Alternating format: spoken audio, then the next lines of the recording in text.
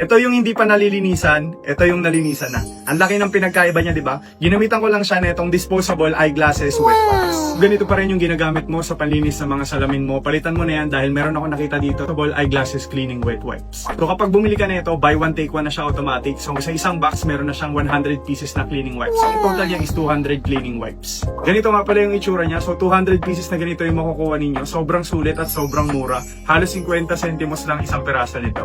Nakikita nyo to, sobrang labo. Nakakailas to suotin kasi parang ang bigat sa mata kapag madumi yung salamin. Pero madali lang yan linisan gamit. So ganito nga pala yung itsura niya. So ano siya, wet wipe siya. Para siyang tissue pero makapal siya. Tapos basa. Nakikita niya yan, sobrang labo. Mabilis lang yung matatanggal at malilinisan.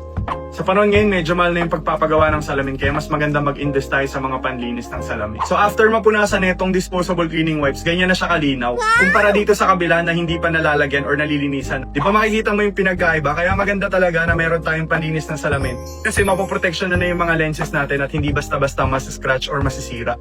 Tsaka guys, hindi tayo basta-basta pwedeng gumamit ng mga tela na lang panlinis ng mga lenses natin. Kasi mataas yung tendency na mas-scratch sila. So dapat talaga disposable wet wipes yung gagamitin natin para maparigurado natin safe yung mga lenses natin. Tingnan mo naman yung pinagkaiba, sobrang linaw na nung isa. Sulitin na ang promo na 60% off plus free shipping nationwide kaya umorder ka na.